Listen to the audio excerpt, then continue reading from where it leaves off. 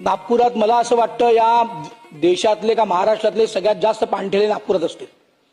तो जो काही खर्रा जो विषय आहे ना, आज नागपूर दुर्दैवानी, विदर्भ दुर्दैवानी कॅन्सरची राजधानी होत चालली आहे। त्यामुळे माजी मंत्रिमंडळांना मला एक प्रश्न असा आहे की इतर राज्यातनं येणाऱ्या गुटख्यांवर एफडीए काही कारवाई करते का, त्यात पोलिसांची मदत आपल्याला मिळते का। नंबर 2, या संबंधित जिथून आपण सेंटेड तंबाखू 120, 160, 360 काय जो मिळतो, बिडीपत्ती काय काय असतं, त्याच्यावर ज्या पाणठेल्यावर हे पकडलं जाणार आहे त्या पाणठेल्यावर तात्काळ कारवाई होते का, कुठल्या कलमानुसार कारवाई होते, त्याला काय शिक्षा आहे।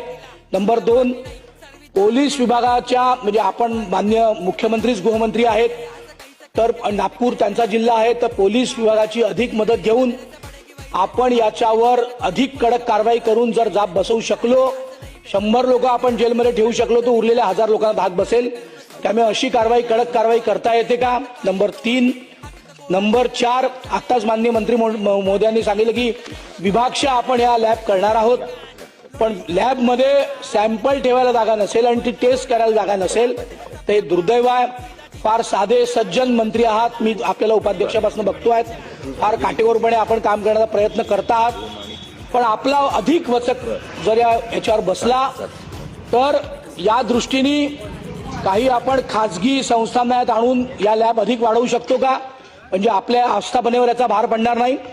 आणि त्यात जसं आपण रक्त तपासण्याकरता अनेक प्रयोगशाळांना आपण परवानगी दिल्या आहेत, नियमानुसार जे काही नियम असतील त्याप्रमाणे याच्यात आपण खाजगी गुंतवणूक आणून अशा प्रयोगशाळा करू शकतो का, जेणेकरून या महाराष्ट्रात खरंच गुटखा बंदी आहे, खरंच पान मसाला बंदी आहे।